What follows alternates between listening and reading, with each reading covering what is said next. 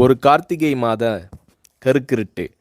செங்கல்பட்டிலிருந்து படப்பிடிப்பை முடித்துக்கொண்டு எம்ஜிஆர் அவர்கள் நடுநிசி 12 மணி வாக்கில் காரில் வந்து கொண்டிருக்கிறார். கண் விழித்தவாறே தனது காரில் எம்ஜிஆர் அவர்கள் வந்து கொண்டிருந்த பொழுது வழியில் போலீஸ் உடையில் நின்ற ஒருவரை பார்க்கிறார். எம்ஜிஆர் அவர்களின் கார் அவரை கடந்து செல்கின்ற போது எம்ஜிஆர் அவர்களின் நெஞ்சில் பொறி தட்டுகிறது. ஆள் நடமாட்டமே இல்லாத இந்த அர்த்த ராத்திரியில் அந்த போலீஸ்காரர் பஸ்ஸுக்காக காத்து நிற்கிறார் என்பதை எம்ஜிஆர் அவர்கள் புரிந்து கொள்கிறார். உடனே தனது டிரைவரிடம் காரை நிறுத்த சொல்கிறார் எம்ஜிஆர். கார் பின்னோக்கி வருகிறது. போலீஸ்காரரின் அருகில் காரை நிறுத்தி கதவை திறந்து ஏறுங்கள், எங்கே போக வேண்டும் என்கிறார் எம்ஜிஆர். பரவாயில்லை, நான் பஸ்ஸிலே வந்து விடுகிறேன் என்கிறார் அந்த போலீஸ்காரர். நேரமாகிவிட்டது, இனி இந்த ரூட்டில் பஸ் கிடையாது, ஏறிக்கொள்ளுங்கள் என்று எம்ஜிஆர் அவர்கள் வலுக்கட்டாயம் செய்ய போலீஸ்காரர் வேண்டா வெறுப்பாக ஏறுகிறார். காரின் உள்ளே லைட் போட்டு சாப்பிட்டீங்களா என்று கேட்டுக்கொண்டே தனது சீட்டுக்கு பின்னால் இருந்த பிஸ்கெட் பழங்களை எடுத்து கொடுக்கிறார் எம்ஜிஆர். இப்படி ஓசியில் பயணம் செய்வதே எனக்கு உடன்பாடில்லை. இன்னும் நீங்கள் உண்ண சொல்லி வேறு என்னை இழிவுபடுத்தாதீர்கள் என்று போலீஸ்காரர் மறுக்கிறார். எம்ஜிஆர் அவர்கள் பூரிக்கிறார். இருப்பவனிலிருந்து இல்லாதவன் வரை படித்து பதவியில் இருக்கும் எத்தனையோ பேர் எனக்கு அது வேண்டும் இது வேண்டும் என்று எம்ஜிஆர் அவர்களிடம் வேண்டியதை பெற்று செல்கிறார்கள். ஆனால் சாதாரண பொறுப்பில் இருக்கும் இந்த போலீஸ்காரரின் நேர்மை எம்ஜிஆர் அவர்களை மெய்சிலிர்க்க வைத்துவிட்டது. எம்ஜிஆர் அவர்களின் கார் கத தூரத்தில் வந்து கொண்டிருந்தாலும் காரின் நிறத்தையும் ஒளியையும் மனம் கமலும் ஓடிக்கான் வாசனையையும் வைத்து இது எம்ஜிஆர் அவர்களின் கார் என்றும் கார் சென்ற தடத்தை தொட்டு வணங்குகின்ற அளவுக்கு புகழுடன் திகழ்ந்த நேரம் அது. அரை மணி நேரம் கார் சென்று கொண்டிருக்கிறது.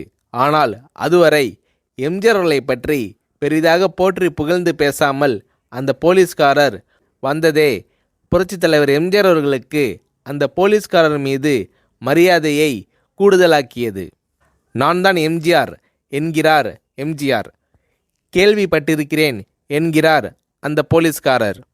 பொன்மனச்செம்மல் எம்ஜிஆர் அவர்களின் முகத்தில் கோபம் இல்லை, பதிலுக்கு பொன்முறுவல் மலர்கிறது. என் படங்களை பார்த்து இருக்கிறீர்களா என்று கேட்கிறார் எம்ஜிஆர்.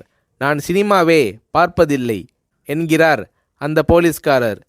புரட்சித் தலைவர் எம்ஜிஆர் அவர்கள் இன்னும் பிரமிக்கிறார். இப்போது கார் சத்தத்தை தவிர ஒரே நிசப்தம். போலீஸ்காரர் தனது வீட்டிற்கு அரை கிலோமீட்டர் தூரத்திற்கு முன்பே காரை நிறுத்த சொல்லி இங்கேயே இறங்கிக் கொள்கிறேன் என்கிறார். ஏன், நீங்கள் குறிப்பிட்ட அந்த விலாசம் இன்னும் அரை கிலோமீட்டர் தூரம் இருக்கிறதே என்கிறார் எம்ஜிஆர். சாதாரண போலீஸ் உத்தியோகத்தில் இருக்கும் நான் காரில் வந்து இறங்கினால் என் வீட்டிற்கு அருகில் உள்ளவர்கள் என்னை தவறாக நினைத்து கொள்வார்கள். இதுவரை இப்படி நான் யார் காரிலும் ஓசியில் வந்து பழக்கமில்லை. நீங்கள் இவ்வளவு தூரம் செய்த உதவிக்கு நன்றி என்கிறார் அந்த போலீஸ்காரர். புரட்சித் தலைவர் எம்ஜிஆர் அவர்கள் அதற்கு மேல் எதுவும் பேசவில்லை. அவர் எந்த போலீஸ் ஸ்டேஷனில் பணிபுரிகிறார் என்பதை மட்டும் கேட்டு தெரிந்து கொண்டு கிளம்புகிறார். அடுத்த நாள் செங்கல்பட்டு போலீஸ் ஸ்டேஷனுக்கு ஃபோன் செய்து நான் எம்ஜிஆர் பேசுகிறேன் என்கிறார் எம்ஜிஆர். ஃபோனை எடுத்த டிஎஸ்பி உதறலோடும் உற்சாகத்தோடும் தலைவரே வணக்கம் என்கிறார். இரவு சந்தித்த போலீஸ்காரரை பற்றி விசாரிக்கிறார் எம்ஜிஆர். அந்த டிஎஸ்பி சொல்கிறார், நீங்கள் குறிப்பிடும் அவர் இன்று விடுப்பில் இருக்கிறார். அவர் கையூட்டு வாங்காதவர், கடமை தவறாதவர், காவல்துறையின் நேர்மைக்கு இவரே இலக்கணம். வெற்றிலை பாக்கு, பீடி, சிகரெட் போன்ற போதை வஸ்துக்கள், நாடகம், சினிமா போன்ற பொழுதுபோக்கு அம்சங்களையெல்லாம் இவர் அறியாதவர். கல்யாண வயதில் உள்ள 3 பெண்களையும் கரை சேர்க்க முடியாமல் கஷ்டத்தில் இருக்கிறார் என்கின்ற விபரம் டிஎஸ்பியால் எம்ஜிஆர் அவர்களுக்கு சொல்லப்படுகிறது. அவரை நாளை என் தோட்டத்திற்கு வர சொல்லுங்கள் என்கிறார் எம்ஜிஆர். கேட்டுக்கொண்ட டிஎஸ்பி உங்களோடு ஃபோனில் ஆளுக்கு ஒரு வார்த்தை பேச இன்ஸ்பெக்டர், சப் இன்ஸ்பெக்டர் உட்பட எல்லோரும் ஆசைப்படுகிறார்கள். ஃபோனை அவர்களிடம் கொடுக்கலாமா என்கிறார். எம்ஜிஆர் அவர்கள் கொடுங்கள் என்கிறார். பேசுகிறார். அந்த போலீஸ் ஸ்டேஷனே புண்ணியம் பெற்றதாக மகிழ்ச்சி அடைகிறார்கள் அந்த போலீஸ்காரர்கள். மறுநாள் அந்த போலீஸ்காரர் ராமவரம் தோட்டத்திற்கு அழைத்து வரப்படுகிறார். அவரிடம் பேப்பரில் மடித்த பெரிய பணக்கட்டை கொடுத்து, இதை வைத்து உங்கள் பெண்களின் கல்யாணத்தை நடத்துங்கள் என்கிறார் எம்ஜிஆர். போலீஸ்காரர் மறுக்கிறார். நான் ஏதாவது உங்களிடம் காரியமாற்ற சொல்லி அதற்காக கொடுத்தால் அது தவறு. என்னால் ஆக வேண்டியது உங்களுக்கும், உங்களால் ஆக வேண்டியது எனக்கும் எதுவும் இல்லை.